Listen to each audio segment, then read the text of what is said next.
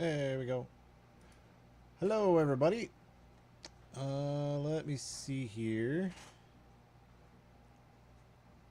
Why is that? That's coming out of the wrong place. What?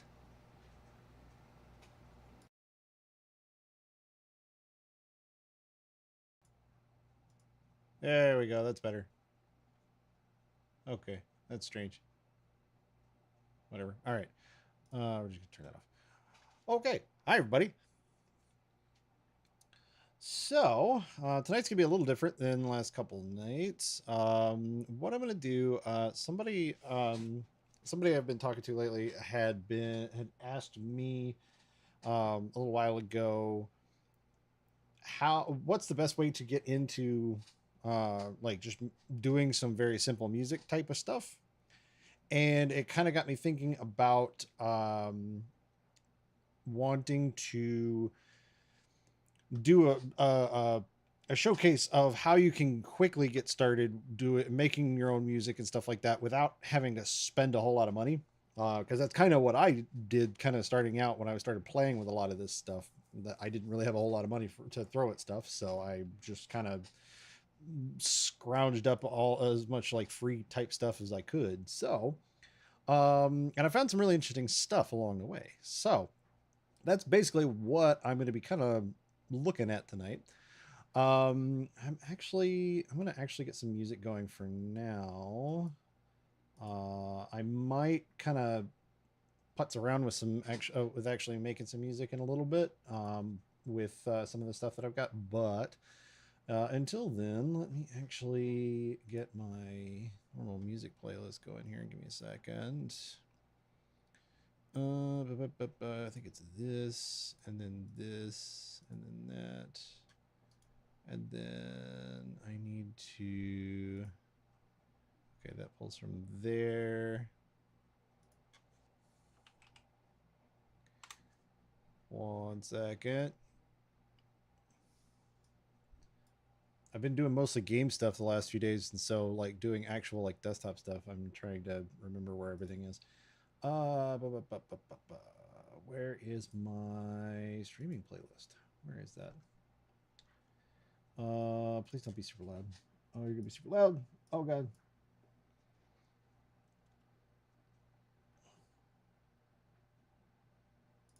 Stop that. That was way too loud. I'm very sorry.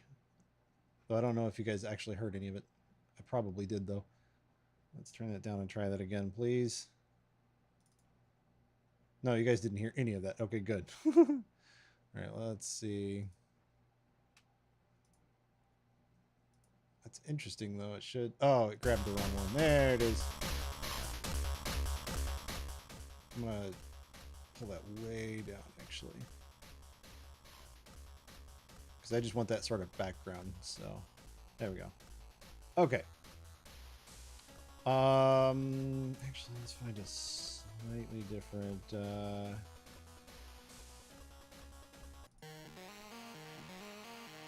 Yeah, something like that. It's still a little loud.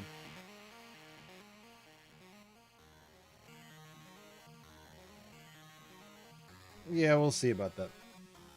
I need to actually just get around to making some of my own like background music for streams and stuff. I really like using Chipzel for like playing games and stuff. Like I love if I'm playing Minecraft or something, this is really great for that. But since I'm trying to like explain some stuff, it's not as great. Let's go with this one actually. This one's probably a little better for this. Okay. So, to kind of start off, one of the first things you're going to need when doing like digital audio stuff is a digital audio workstation, or DAW, D-A-W. And there's so many of them out there. You've got Ableton, which is what I use. You have stuff like FL Studio. You've got Cubase is a really, really well-known one that's used a lot in the music industry. You've got Reaper, which is a fairly low cost, but like really high function DAW, stuff like that. There's a bunch of them out there. All of them have different workflows. They do certain things really well. They focus on certain things really well over some other things. So really, it's a matter of trying to find what works best for the way you like to work. From what I've seen, I don't really feel like one DAW is necessarily quote unquote better than another one. It really just comes down to your personal preference, how you tend to work and what you like to do as you're working. I've tried several. I've tried all of the ones given, except Reaper. I didn't really try that one too much. But I've also tried one called Reason. I tried Cakewalk by Bandcamp. I think it's Bandcamp. I've tried a bunch. And really the one that I really enjoyed using the most, and this was years ago, was GarageBand, which kind of was the free predecessor to what is now Logic Pro. That's sort of the professional version of it. But it's Macintosh only, and I don't have a Mac. So I tried to find one that kind of gives me a little bit of that sort of same workflow kind of thing. And the one that I found that works best for me is Ableton. So, you know, it really just comes down to your personal preference. The nice thing is most of these have like a free intro version. They're heavily restricted, but there's usually some kind of a free version that you can use. And so there is one for Ableton. It's not the one that I'm currently using. I actually have the first paid tier, which is about $100. So it's a little bit pricey if you're just getting started. But there is a free version that you can do. I cannot for the life of me remember what the actual thing is called. Let me actually look that up really fast. Light, Ableton Live Light. Yeah, so if you just Google search Ableton Live Light, it is a free download, and it actually does come with quite a bit of stuff. And I'm going to try and stick to the stuff that it actually does come with. The one that I have comes with a few extra things. So I'm going to try and stay away from that stuff and mostly focus on the stuff that it does have. So let me see here. And in fact, I'm going to pull up what features are included in Live Light just so that I have it. There we go. And I will put this in a link in the chat as well.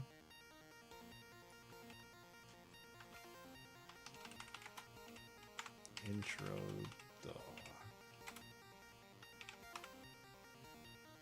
There we go. So yeah, this is and I obviously should mention I'm not sponsored by any of this stuff. This is just cool stuff that I found. So anyway, so I'm looking at the features here just to make sure that I don't, yeah. So basically what you can do with this is one of the heavy restrictions of Ableton is your track limit. For the light version, you only have 8 tracks. That's it. So these MIDI tracks here, audio tracks, all of those count as one track. And so you can have up to 8. When you first start it, you actually get this sort of look. Ignore this yellow thing around here. That's my keyboard is doing that. But yeah, this is kind of the initial thing. This is what they call session mode. And if you're doing like live session type of stuff, this is really good because you can actually queue up like certain songs or clips or samples, that kind of thing, into these channels here. And you can enable and disable, and you can queue them up and all that kind of stuff. It's more meant for doing live play, live session type of stuff. But for what we're doing, I want the arrangement section. This is what we're primarily doing here is music arrangement. So in here, you've also obviously got your different tracks. Most of what you'd probably end up using is MIDI. But you can add audio tracks in here too if you have like audio samples you want to throw in, that kind of thing. One thing you can do to get around the track limit, and I've done this a couple of times even on the version I have, which has a 16 track limit instead of 8, is if you run out of tracks, create groups of tracks that you want to record together, and then export those and put it into another project as a single track. So now you've combined 8 tracks down into one. This does get a little tough to manage across projects, because if you have to go and change something in one of those tracks, you have to go and change it there, re-export it and re-import it, and it can get a little annoying, but it does work to get around the track limit. I did a cover song recently that was spread across, I think, 4 different projects. I had one for all the vocal stuff. I had one for some of the instrumental stuff. I had one just for the guitar stuff. So yeah, it can balloon fast depending on how complex your project is. But they don't always have to be that project all that complicated, right? So you can keep it to just, a drum track and your bass and maybe a piano, or a couple of MIDI tracks, and that's really all you need for just some basic stuff, right? So yeah. So anyway, yeah, you have up to 8 tracks. You can kind of fudge that a little bit using multiple projects, but yeah. So what do you get when you first install this? You actually get quite a lot. So if we look in the instruments here, there's a few things here. It doesn't look like much at first, but I promise you there's a lot here. One of the most fun things in here is the drum rack. So I'm going to take the drum rack and I'm going to just drag it onto one of these MIDI tracks. And now I've got this thing down here. And if you have an actual keyboard with MIDI communication, either via USB, or if you have a little money and you want to get like a MIDI interface for your machine, something like that, to where you can connect your keyboard to your DAW, you can actually use a keyboard to actually play these.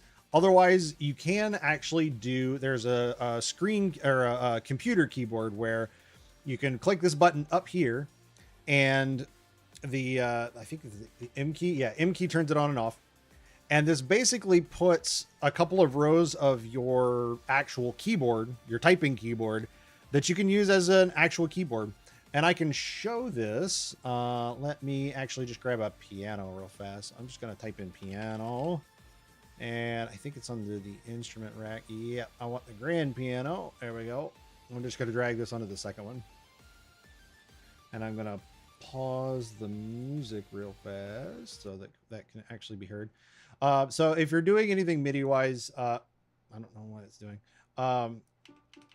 Yeah, there we go. Actually, I don't know if you can actually hear that. You can't, because that's going into the wrong speakers. Give me a second. Audio. I want to change this to my Focusrite. There we go. Of course, that's not going to work. Oh, no, it does. Let me grab the... let me grab the Focusrite output. Put that in there. Nope. Okay, that's kind of what I thought. Okay, in that case, I need to add a thing in here. The Ableton audio thing is supposed to work. Oh, I know what I'm missing. So Ableton is a little weird when trying to stream, because for whatever reason, the audio does not get picked up properly. So you have to actually, there's a plugin you can use called Restream that I have to put on the master track here. And what I'm going to do with that is I need to make sure it matches what I have. Basically, I created an audio output capture in OBS. And then I have to set up a plugin on it somewhere. Where is it? There it is. And make sure that the identifier matches. So we want to do that. I want to send audio, broadcast, I believe. It's either broadcast or local broadcast. Let's try local broadcast.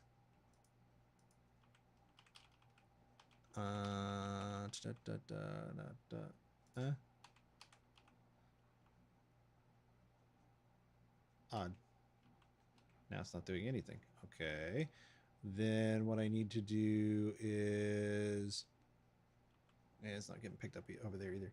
So what I need to do is say regular broadcast. Nope. Come on, broadcast. Why are you not picking that up now? That's really strange. Because if I turn that off, it also doesn't work. Oh, come on. Really?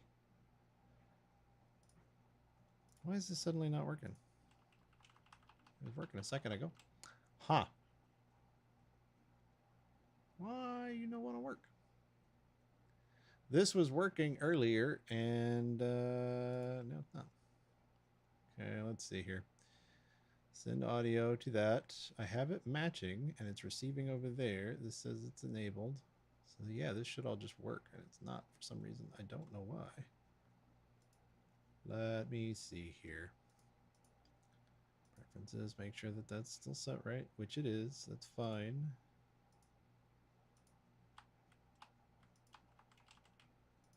No, okay. What if I get rid of that?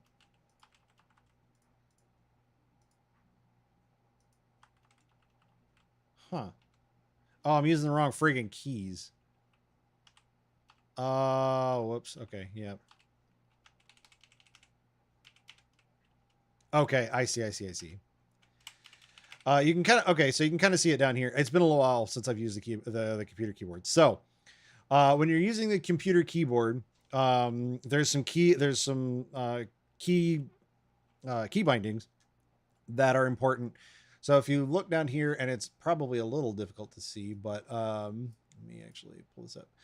So anytime in here, if I hit the Z or the X, this changes your octave. So you might be able to see this down here. It says your current octave is C4 to D5. If I do it again, it's C5 to D6. So your Z key lowers the octave, right? Or sorry. Yeah, that's the Z key. And then the X key raises it. And then you can change the velocity, which is how hard you're hitting the key, using the C and the V. So if I do this at max velocity, which is 127, you can't actually hear any of that because this is still not working, because I got rid of it. That's why. Ableton, receive. Okay, that's working there. And then over here, filters.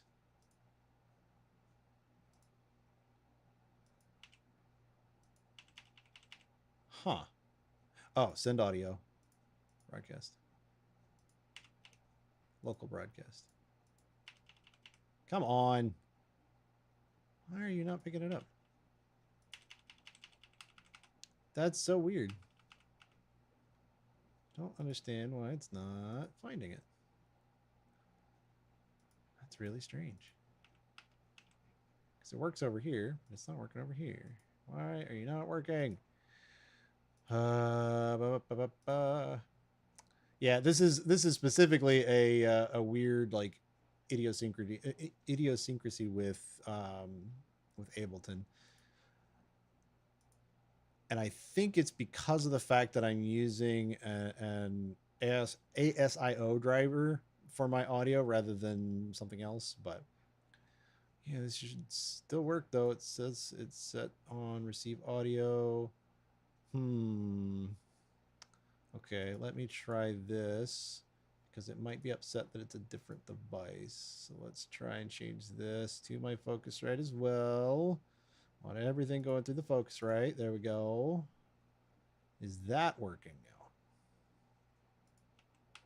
Doesn't look like it. Huh. Well, I didn't intend for this to be scuff, but here we are. So let me see. Let's bring this up again. Ableton, receive. I might have to just recreate this and see if it'll work that way, but let me see. Local broadcast. Aha, there we go. Now it's working. Okay, it needed to be both local broadcast and on the right device. Fantastic. Okay, so anyway, going back to what I was saying a second ago. So Z and X control your octave. So now see, right, there's your octaves. Your C and V control the velocity. So this is max velocity at 127. If I bring this down a little bit, 100 is kind of like normal where it's usually default. Right. So it's just how hard you're hitting the key. Right. So we'll bump it up just a little bit. There we go. So yeah. Actually bring that up just a little. Okay. There we go. So yeah, you can use the computer keyboard. The middle row, the ASDF row, is going to be the white keys, and then the row above that will be the black keys.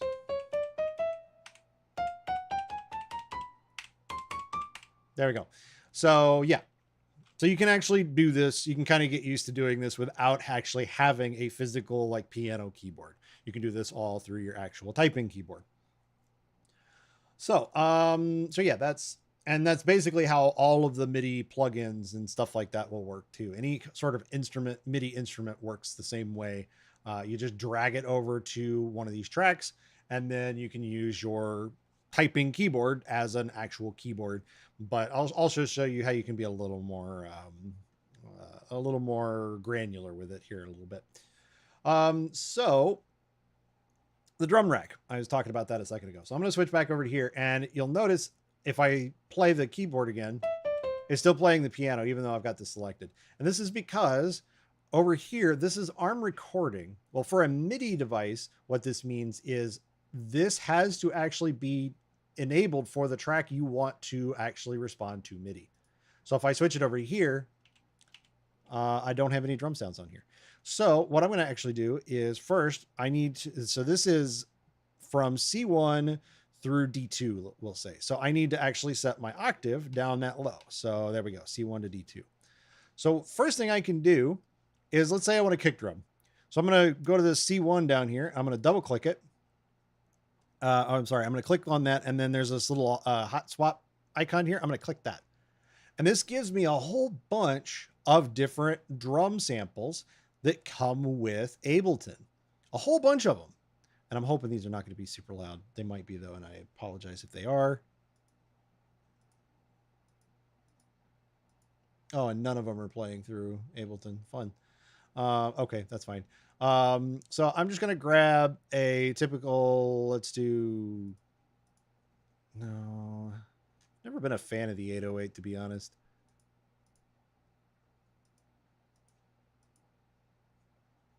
Sure, why not? We'll go with that one. That one's actually not too bad. So I'm just going to click and drag this onto the C1. And so now if I play the C1 key,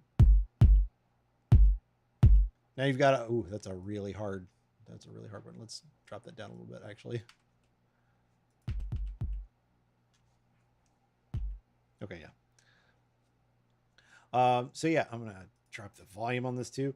So some of the controls over here, now that we're talking about this bar here with the 0 on it, that has the sort of blue bar here. This is your main track volume. So this is measured in decibels. So if you click on that and then you just type something, like if I do like -5, it's going to be -5 decibels. So it's a little softer. Or you can just click and drag like your mouse up or down. Right? So we'll do it about maybe there, right? So now you got a kick drum that you can use. And then if I wanted to say, find a good snare, and like I said, for whatever reason, since these are not actually on a track yet, they're not playing through the master, so they're not getting picked up. But when you click on these, if you have this little blue headphones icon clicked, it'll let you preview the sample. Let's see. Let's find a good one. There was a good one that I was using earlier. Somewhere in here, there's like a 1980s one. That's a 70s. I don't really like that one. No. Go away. Ah, I lost my friggin'... Where's my drum track? Oh no, where did my... There we go. Yeah, you got to be careful not to double click them, because double clicking them just replaces it. Let's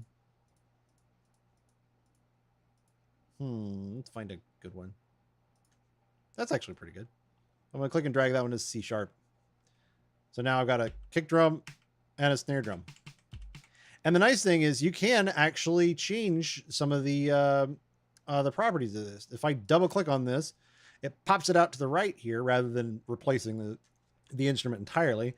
And I can actually mess with some of the parameters on this. So for instance, if I didn't like how low the kick drum is for some reason, I can transpose this up a couple of steps. Let's say I wanted to do this up 3 steps. So I could just type 3. I just click on the number there, type 3, and it goes up 1. And so now it's a slightly higher pitch, right? Or if I wanted to kick the volume up of just this drum without affecting the whole track, which is actually preferable. So I'm going to actually set this track back to 0. And instead, I'm going to come down here, and on the volume, I'm going to drop this down to -18. Like that. So now I've got a kick drum and I got my snare drum. My snare drum's also a little hot, but it's not quite as hot as the other one. That's a little better, I guess. I am going to actually drop this down a little bit though.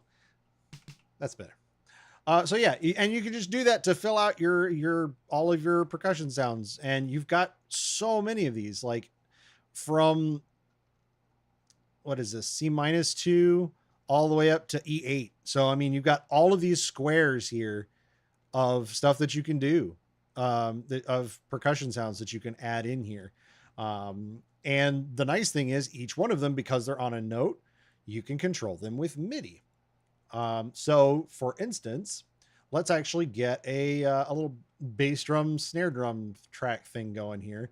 So up here, this is measured in measures, right? So if I scan in here a little bit, if I scroll in here a little bit, we'll see that each one of these numbers, 1, 2, 3, is divided by 4. And that's because up here we've got our time and our BPM, our time signature stuff. So I can change the actual BPM of the song here. It's defaulted to 120 as usual. If I change this to 3 to put it in 3/4, now all of these, each one of these measures now splits to 3. And so now these are 3 beats in a measure. So I'm going to change this back to 4 and zoom back up. Okay. So that's the basic time stuff with this. So now what I can do is I want to create a little MIDI clip. So I'm going to just highlight how long I want that. I can change it later. I'm going to highlight that. I'm going to right click it. And in here, there is a thing that says insert MIDI, empty MIDI clip. You can also just do Control-Shift-M, which is what I typically do. But yeah, click that. And now I've got a little MIDI clip here for this instrument. And because it's using the drum rack, I don't see these as the individual notes. I see them as what the instruments actually are. The problem with this is there's not a good way to expand this. So if you have something with a really long name, it might cut off. But so yeah. So if I wanted to just set up like a little drum thing here, I can just double click in here and let's see. I'll just do one on each beat, right? And if I just play that, oh, that's the snare drum. That's not what I wanted. So if you click on one of these and then hold Control, or no, it's Shift. Hold Shift, you can select multiple, and then I can click and drag them down. And now I got my kick drum. So I can then I can copy and then put the little playhead here right on the second measure and paste in, or I can click and drag on this area, select all of them, and then I believe it's Control. Yeah. If you hold Control while you're moving them. So if you're not holding Control, it moves the actual selection. But if you're holding Control, it will copy them and move a second copy over. So now you can duplicate all of that very, very quickly. So now we've got a 4-measure bass drum beat, right? Well, let's say that I want to just work on this particular thing. Well, that's just going to keep on going right there. Well, let's do this then. I can highlight this clip, and if I right click it, I can do loop section or Control L. And what this will do is it will move this bar here, this gray bar up here. It'll move it to actually encompass the entire clip. This is your loop duration up here. So if I do that, it moves it over there, and then it clicks this on. This enables the loop. So if I then, let's say I just start in the middle here. As soon as it gets to measure 5, it's going to jump back to 1, just like that. So now you can just loop that section endlessly. And so now what I can do is I can just put a snare drum hit on like,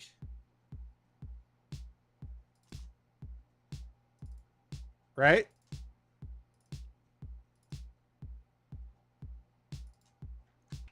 So yeah. And actually having those on 1 and 3 is kind of awful. So let me actually just highlight all of those. I want to move them onto here. So now, and one thing to keep in mind with Ableton, something that's kind of specific to Ableton, is when you hit stop, which is the space bar is play and stop. When you stop, it assume the next time you hit play, it's going to start from where the playhead started the first time. So because or depending on what you have your highlight set to. So if I set this at, let's say 3, and I hit play and I stop it right there, if I hit space again, it's going to start from 3 again. But if I hold shift while I hit the space bar, it's going to pick up where I left off. So that's something to keep in mind. Most other DAWs, I know Cubase does this, where if you hit the space bar, it's not actually a stop, it's actually a pause, and then it's an unpause when you hit it again. So it'll just keep going from where you left off. I tend to prefer starting from where I had the playhead. So it gives me a specific point to go back that I don't have to go and click back to where I want it to start again. So yeah. And then I can also hit home and that goes all the way back. So yeah, just a little bit of quick little navigation there. So yeah, that's the drum track, really quick to get started there. And like I said, Ableton has an absolute ton of out of the box samples for drum track, for the drum rack thing here. So so that's the drum rack. For the moment, I'm going to mute that track, which is this orange button here. If I just click on that, that track is now muted. You can also solo a track. So if you've got multiple tracks that have MIDI on it and you just want to hear one of them, but you don't want to have to go through and mute every single one of these tracks, you can hit this button here and that's the solo. And even if it's muted here, if you have it solo, it will still sound. And then if I click that, it goes right back. It does not affect the actual track mute setting. So from there, let's talk the piano. So that's going to be muted there. I'm going to come down here and I'm going to also create a little thing here for this. So I'm going to do that Control-Shift-M and give myself a MIDI thing here. And now we've got a full keyboard layout here. And one of the fun things about this is, let me see. I need to, no, I don't want to insert a mark. I want to use the keyboard. But I think oh, right. I don't have my record set. There we go. So the nice thing about this is it's got this sort of piano roll here, and you can actually expand on this a little bit. So you can actually just have it take up the entire screen if you want. I'm going to expand it a little bit though, and I'm going to collapse my master since I'm not really using that at the moment. So if you use your mouse wheel, you could scroll up and down on this to the different octaves and stuff. And you can, if I click on this, I believe, yeah. So if you click on the little MIDI editor preview thing, when you click on the actual button, it gives you the note. So you can kind of see where it is. So if I wanted to just quickly create some notes here, I can just double click in here. And you can actually click and drag the ends of the notes to make them longer or shorter or what have you. If you hold, I believe it's Control. No, it's Alt. Sorry, some of my key bindings are blending with Cubase at the moment. Yeah, if you hold Alt, it gives you fine control over where that end is. Otherwise, if you're not, it'll just snap to the grid. So in this case, I'll just have it snap to the grid, and I can then do it up here, and then I'm just going to hold Alt, and actually, I'm just going to put that here and just do a quick scale. No. What are you doing? Oh, okay. That's interesting. I didn't realize Alt would do that. So if you click on a note, or if you hold Alt and then click on a note, it changes the intensity of that note, right? The velocity. And you can kind of see that down in there on the velocity chart below it. You can see that line moving. It's changing how hard the note's getting hit, right? So that's a quick way you can actually set that. So I'm going to select both of these, and I'm just going to quickly...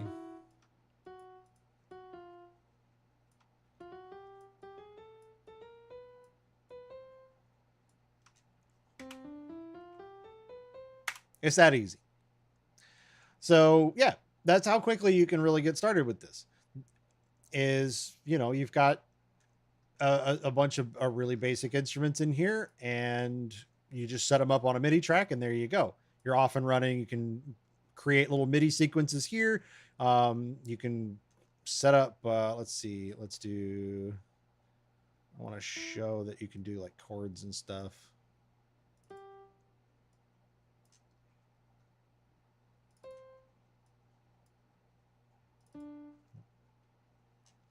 do that.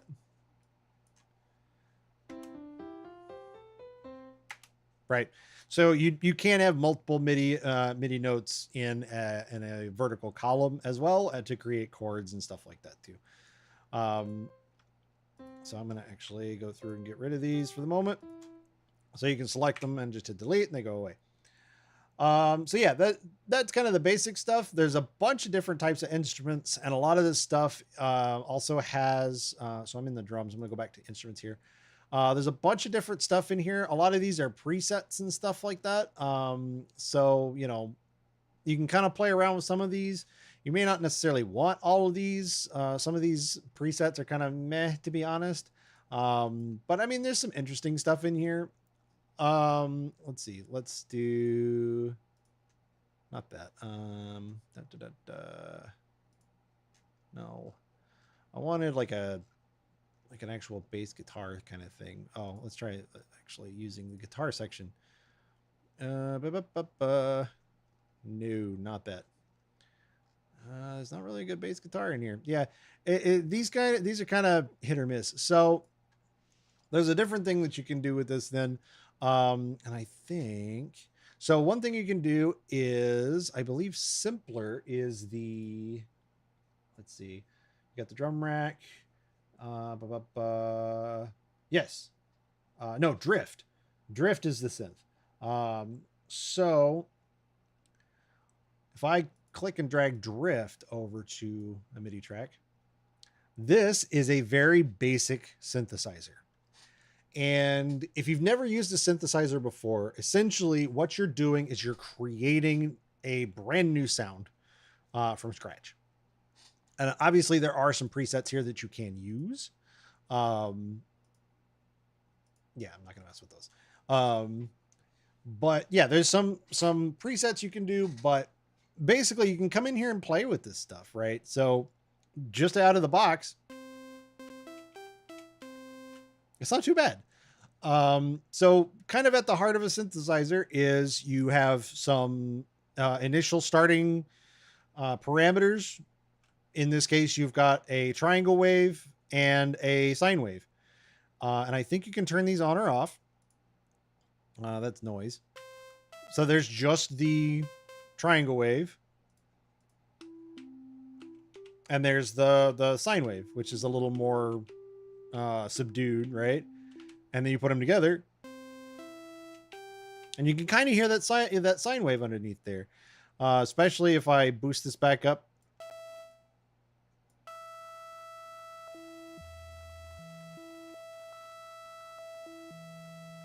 It's kind of interesting, isn't it? I love synth. I love playing around with this stuff. It's so much fun to just come in and see what kind of crazy sounds you can make. So yeah, so you kind of start with what waveforms you want. There's a whole bunch of different things in here that sound different. So for instance, if I wanted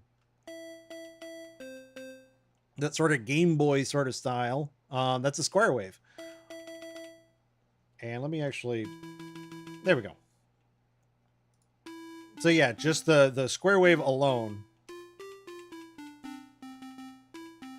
Yeah, it's really fun. I love messing with this stuff. And then you can mess with a lot of the parameters around this stuff. So let me see if I can do, let's see. That's a different type of square wave that has the what's called the duty cycle. So essentially the ratio of on to off here, the up versus down, is different. And I can't remember if there's a way you can actually control that. A little bit, but not much. A little bit. Yeah, you can. So you can mess with the shape here, and you can kind of create some interesting stuff. And it get even wilder by just combining it with other different types of sounds.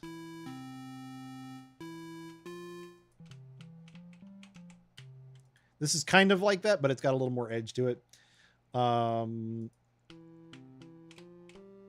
There you go. That's got a little bit of bite to it.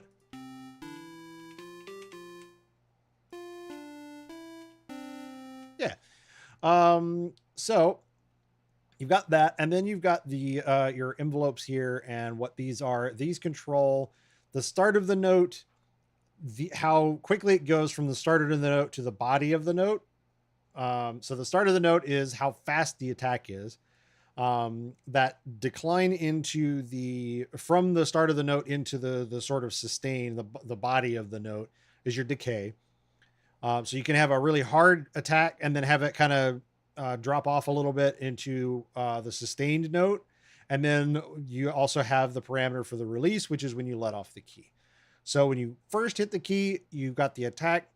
And then right after it does the attack, it will drop into the decay. It'll use the decay to drop into the sustain. And then from there, when you let go, it will drop into the release. So for instance, if I put this as a really short attack, that sounds almost immediately. But if I make that a bit longer, it eases into the note instead, right? So that's the attack. And if I double click it, it goes back to what the default parameter was. The decay is, again, how quickly it goes from the top of the attack down to the decay, or down to the sustain. So if I put that decay really short versus really long, and actually I'm going to drop the sustain so that's a bit more dramatic. So that takes a little while. Whereas if I drop this down, there we go. So you get the really hard, you get the quick attack, and then it drops down into a lower volume. So now let me bring the sustain up, and then I'm going to set the release. So if I set this really short, it just stops immediately. But if I set this really long, I've let go. I'm going to turn that down a little bit further, so that's a little more obvious. Oops. So it kind of sticks around a little more after you've let off the key.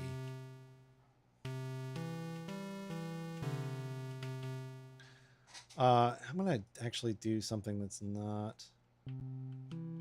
There we go. That's a little better. Let's go back to...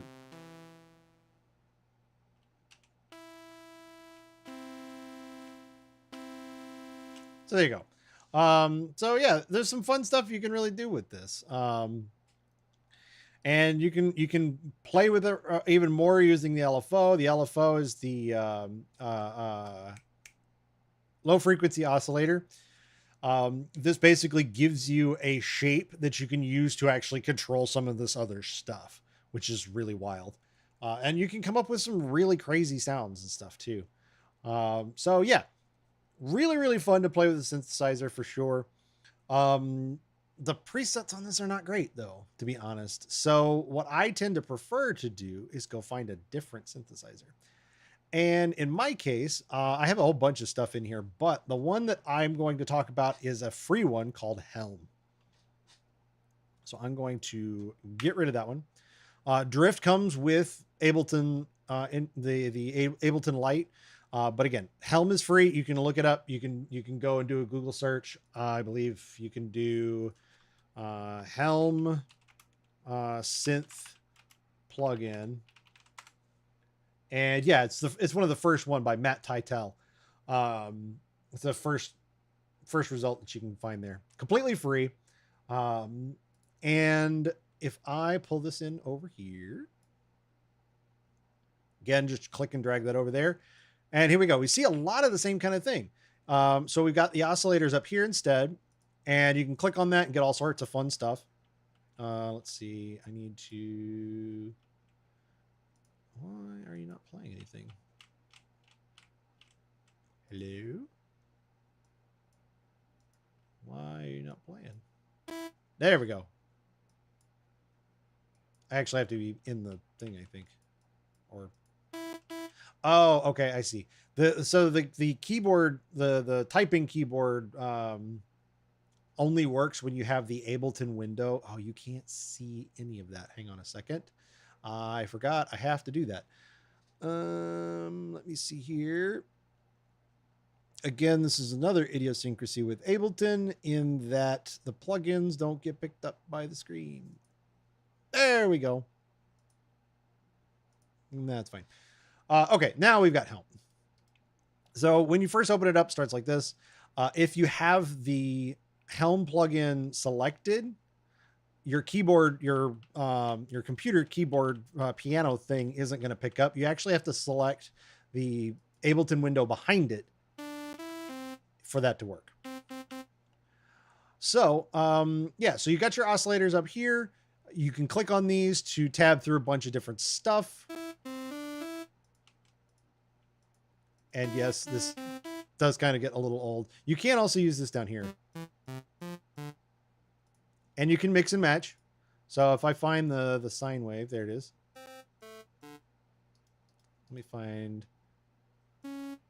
There we go. That's a nice one. A nice sounding one, right? Right. So that's your oscillators. You can also add in, you can use this mixer to mix between the two. So if you want more of the triangle sound, you can bump up oscillator 1 and pull oscillator 2 down. And you get a lot more of that triangle wave versus doing it the other way. And you get a lot more of the sine wave, right? Again, double click, and that'll get you back to your bass line. There's also this sub here, and what this does is it adds a very, very low octave, frequency onto it. And a really, really good technique to do is find the sine wave for this and pull this in. And especially for using like bass sounds, you can kind of hear it in there. If I, let me actually have it do more of the, so you can hear a lot more of that low frequency in there.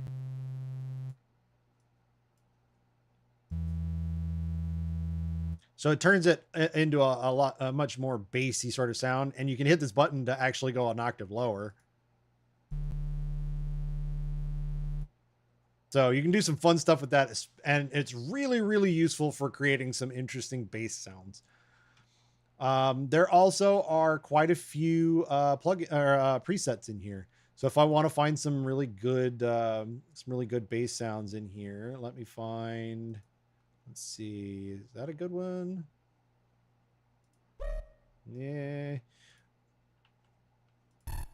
Yeah, there's some funky stuff in here. Let's just do a... There we go. There's a little synth double bass. Like an upright bass, right? All done with synth. Completely done with synth. And here's exactly how it's done. Right? This is a completely synthesized sound using the triangle wave, using square wave, a little bit of sub, actually mostly sub, and then the filter.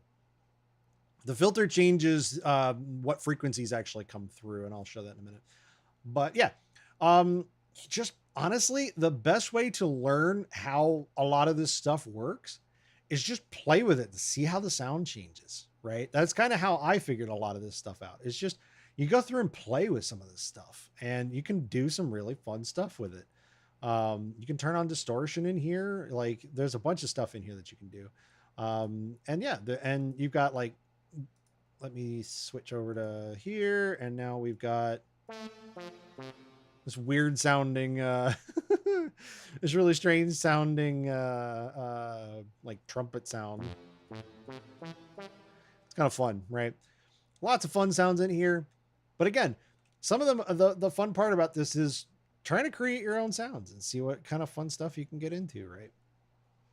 So yeah, and that's a lot of this. And there's so many free plugins out there that give you so much really interesting stuff. There is a link that I typically send to people that when they're looking for like getting into some stuff. And I'm going to pop it into the chat here. And I'll put all of this stuff, all of these links and stuff into the the description afterwards. But this is a this website actually has a bunch of why would you? Oh yeah, yeah, yeah. It has a bunch of. Come on, open, please. Ugh, all right, fine. I want to go to that site, please. Thank you. Um, has a bunch of really great suggestions for a bunch of free stuff, a bunch of free plugins and stuff that you can use. You just install it on your machine, and in site of Ableton, under your options preferences, under the plugins, you can say where to go find those. And usually they're going to be like in C program files, VST plugins, or C program files, x86 VST plugins, that kind of thing. That's with a custom folder. It does have some defaults, some system folders. I tend to prefer using some custom folders just so I can keep everything organized and I know where everything is. But yeah, so you can download them, install them, or like copy the files into those folders, and then Ableton can find them. And there's a bunch of stuff here. There's a bunch of VST instruments. So there's some drum stuff, some guitar, a bunch of piano. There's some great electric piano in there. A bunch of free virtual instruments, all sorts of stuff in there. You also have a whole bunch of effects, and effects are really where you can take instruments and make them sound even more unique by adding stuff like distortion, delay, reverb, all sorts of fun stuff like that. And again, just go and like download some of this stuff and play with it. And that's really the biggest, the best advice I can give with a lot of this is just go and download some of this stuff and just see how it makes sure how it changes the sounds, because that's how you kind of learn what it's actually doing. Let's see. And then there's also some other stuff in here. An arpeggiator is really, really good for automating MIDI. So you can put an arpeggiator onto an existing MIDI. And what it does is it allows you to create arpeggiated sequences. So you can essentially set up a particular chord or a set of notes, and it will automate sequencing through those notes for you when you hit the key. So you can just hold down one key or just put in one MIDI note, and the arpeggiator will keep up that sequence. Let's see. Yeah. Oh, and it looks like actually Matt Hytel actually has a newer synth plugin that I didn't know about. I'll have to go and check that out. But yeah, there's a ton of great stuff here. I highly, highly, highly recommend just going and checking some of this stuff out. So that's a lot of the free stuff. There's also some really, really good low cost stuff that I do use quite a bit as well. And when I say low cost, I'm talking like 20 to somewhere between 20 and $30. There is a website called Waves, WAVES.com. And again, I will put this in the description, and in the chat. I'll drop that over there. And this site, if you do the plugins, there we go. If you go to products, actually, I could just share the plugins directly. That's probably a better way to do that. Yeah, let's do that. There we go. Oh, I just realized. Oh, hi, Denny. I have been streaming quite a bit lately. Yes. I just realized I've been sharing a lot of these on the YouTube side and not on the Twitch side, but that's okay. So yeah. So a lot of this stuff you will you'll find some really great stuff in there. There's a bunch of stuff that you can use. Hi, Denny. There's a bunch of really low cost stuff that you can use in there. And I've got a few things in there that I use quite a lot. So one of the big ones that I use is, let me go find, let's see, they're all in one place here, and I think they're under VST3. Yeah. One of the big ones that I'm actually actively using right now for my stream is the NS1 Mono. And what this is, you can put this on an audio track. I'm going to put this on this audio track here. I'm going to take, it's called NS1. You can use it on a mono or a stereo channel.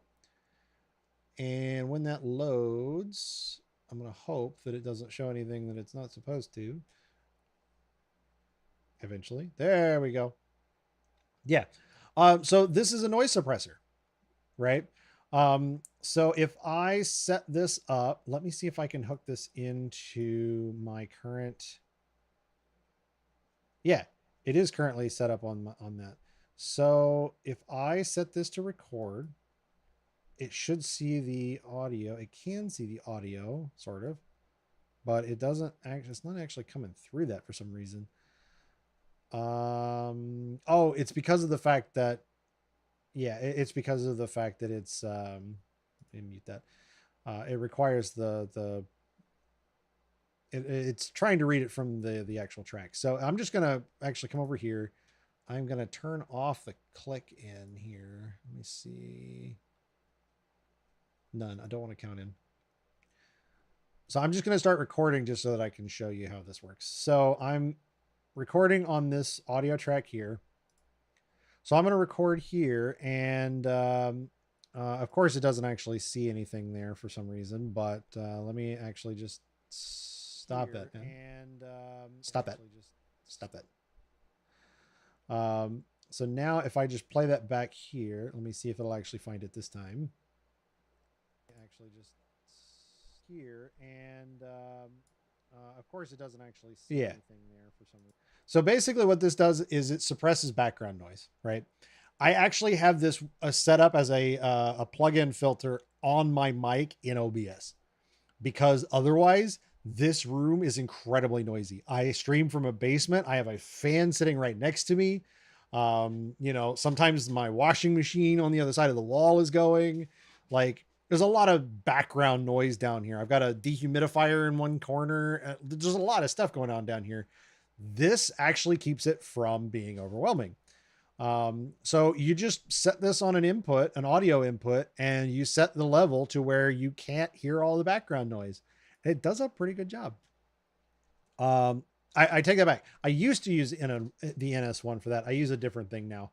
That's a little more pricey, but actually, I think I might have gotten it for really, really cheap on a deal. I'll show it anyway here in a little bit when I get there.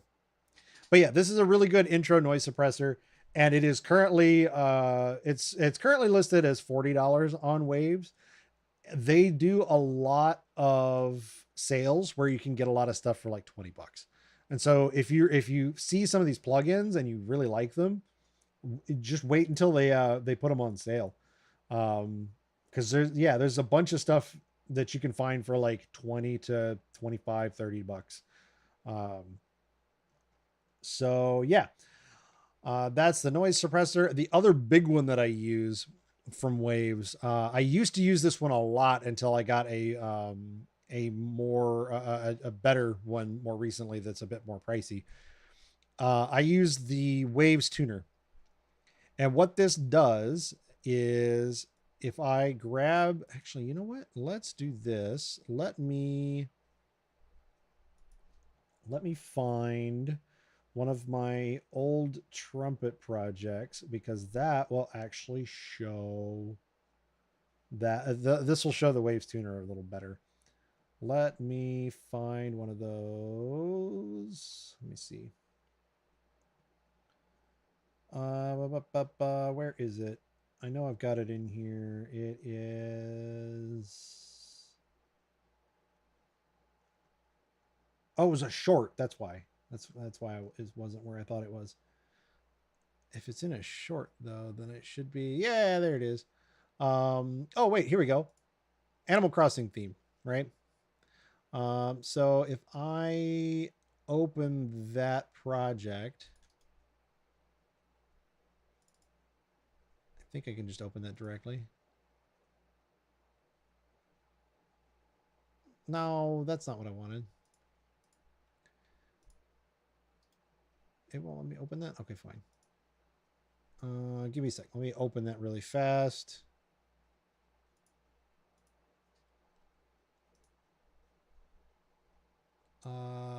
Where is it? Where is it? Where is it? Open the live set. And I want to go to my shorts. Music projects.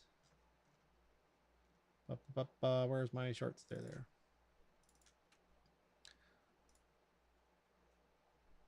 Oh, it's in that folder. I needed the ALS file. That's why. No, it's fine. Sure.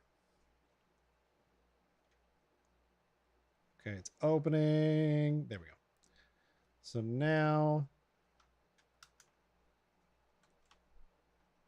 oh, that's interesting. I don't have, doesn't have the recording in here. That's interesting. Okay, that's a bad example. Let me see. Is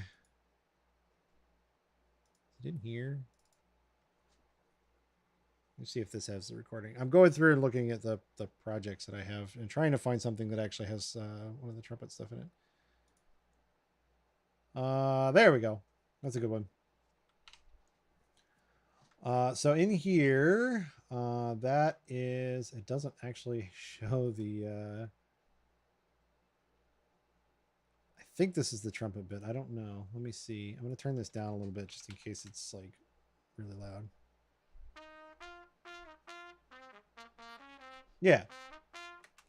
Now, I got a couple things on here, but the Waves tuner I really wanted to show. So basically what this does is I can start this back here before the actual waveform, and I set this to, actually, no, I think it just automatically does it if it doesn't detect anything in there. So yeah.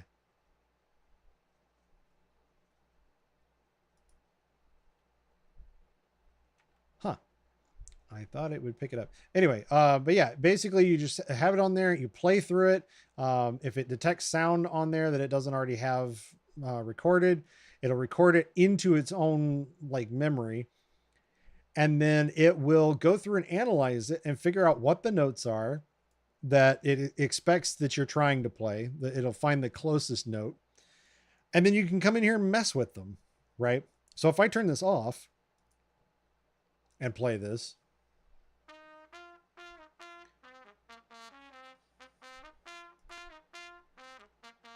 so in this case, you don't hear a whole lot just because of the fact that I'm actually pretty on pitch on this one. But that's not always the case. And so, yeah, basically you can use this to fine tune your pitch, and you can do a little bit of timing with it too, but it's a little harder to do timing with that in here. But yeah, I use that a lot for instrumental stuff. It's really great.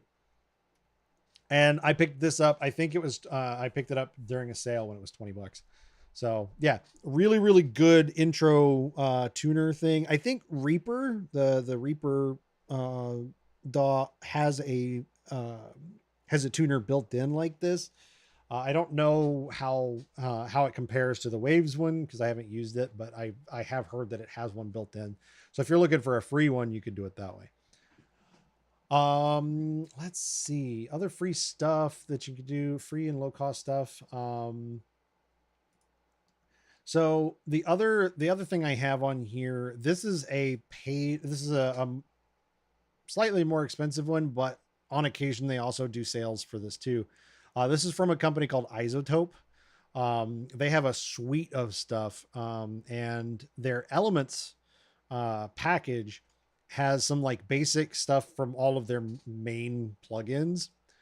I use Neutron a lot for stuff because what Neutron gives me an EQ module, so I can tweak some of the sounds and stuff, and I can boost the high end, I can cut the low end, stuff like that. It also gives me a compressor to where I can like bring up some of the lower volume stuff a bit and have it match with some of the other stuff. stuff like that. And the great thing is it's got a bunch of presets that are actually pretty great. So in this case, since this was a trumpet bit, I actually came in here under orchestral, and there's a warm brass setting, and it just sets all this stuff up for you. You don't really have to do much with it. And there's a bunch of vocal stuff. You can put this on guitar stuff, like all kinds of stuff like that. So you can even use this on just simple dialogue. So yeah, highly recommend this, especially if you can get it cheap on a sale. I think I got this for like 20 bucks, 20, 30 bucks. It was super on sale, because normally it sells for, I think, like 100, 150. But again, part of the problem, part of the thing to do here is look for the sales, honestly, because a lot of these plugin sites, they will occasionally do sales where they cut their plugin prices significantly, and you can get stuff for really, really cheap. Let's see. In fact, that's how I got my new, the new tuner that I have. I actually use a different tuner called, where is it? It is under Ceremony, called Melodyne. This is like an industry standard, tuner. And normally this is a $200 plugin. I got it for $100 because it was half off. And I can't even remember when. It was somewhere around the beginning of the year, I think. But yeah, you can often find really, really good deals on some of these plugins like that. But again, you don't have to go with the super expensive stuff right up front. And in fact, I typically will try and use the free stuff until I find a point to where I'm like, okay, I know I'm this plugin is restricting me in some way. I know that this paid one does not have this restriction or has a better way of doing it. So I clearly know enough now to where I know that I need this other thing that does cost a little more, and that'll help my workflow, or it'll make things faster for me, or it'll sound better. You know, it's kind of finding those things of where am I getting held back, right? And those are the things that you want to then maybe try and invest a little money in, because those are the things that are, you know, gonna actually help you a bit more, rather than just spending a whole bunch of money on a whole bunch of stuff and you don't really know how it works or what it does or what it's used for. And then you've just wasted a whole bunch of money that you may not even be using, you know? So yeah. And then the last thing that I wanted to talk about, and like I said, this is going to be a bit of a shorter stream. I think I'm mostly going to turn this into a video later. But the last thing I kind of wanted to go over is on the, so let's say you're working on maybe a game, and you want some sound effects more so than music, right? You want some great little sound effects that you can add to your game, you know, when certain actions happen or what have you, right? I found a great plugin for that too. And actually it's not even a plugin. It's a standalone software. So let me actually add it here real quick. Let me add, let's try a game capture. I got it off of Itch, so it might be. Let me see. It's called Chiptone. Let me see if I can grab this here. Specific window. I want this, and I hope that it'll find it. It does not. Oh yeah, there we go. Fantastic. But I think it went all the way to the top, of course. Let's put it in there. There we go. So I'm going to expand on that a little bit. There we go. Okay.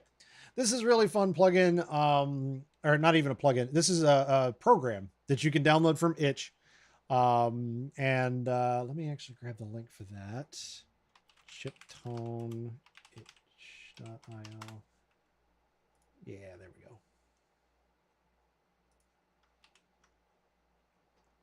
I believe this is actually free, or like pay what you want. Yeah, there's a name your price for this.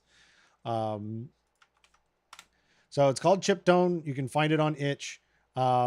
And it's a great way to create just some random game sounds. It's still very much in development. So like they're working on like a sampler and a sequencer and stuff. But for just, if you want, like, for instance, you want an explosion. There you go. There's a quick little explosion. Click it again. You get a different type of explosion. It randomizes it. It has some very basic parameters of like what makes a boom sound, like an explosion sound, and it's primarily noise right here. But then it will randomize some of the other parameters around it to make it unique every time you click it. You want a jump sound? Here's a bunch.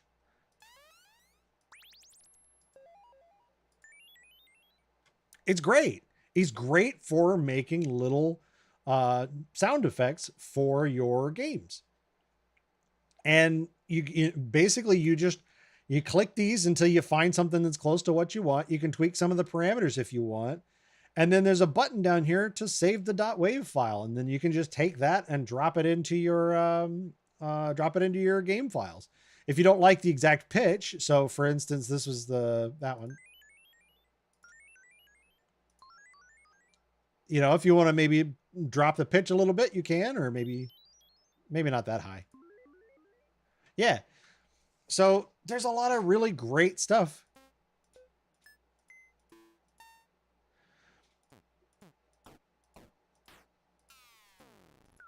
There's some really fun stuff you can do with this. Really, really fun stuff you can do with this.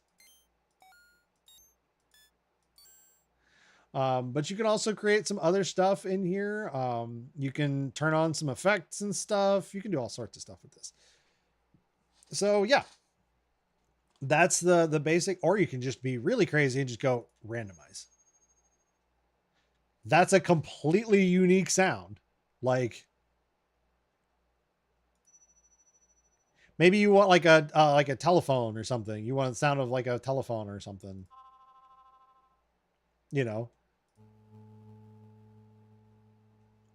That's a fun one too.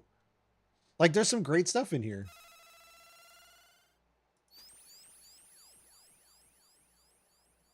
There's some really, really fantastic stuff in here.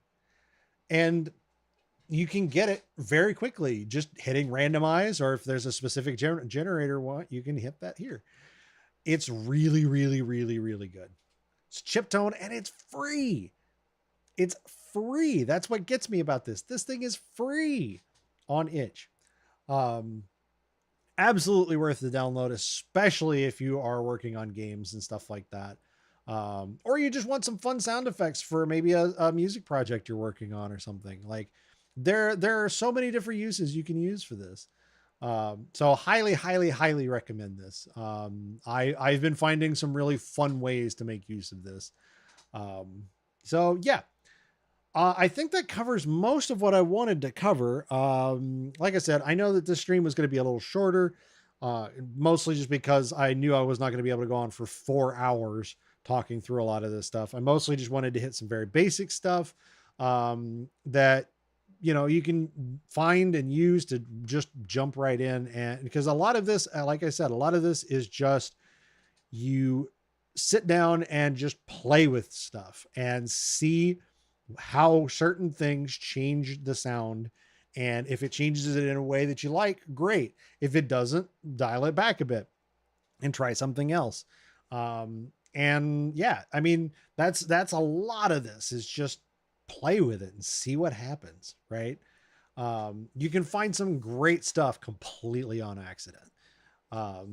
So yeah, hopefully this gives you a place to start, and to jump in and give you some of the tools to at least have a foundation to be able to work with.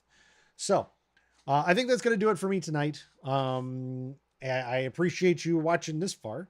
Yeah, I'll be live tomorrow night. I will be playing some Just Shapes and Beats. It's going to be a lot of fun. So, come and join me. It'll be a great time. So thanks everyone for watching, and have a great night.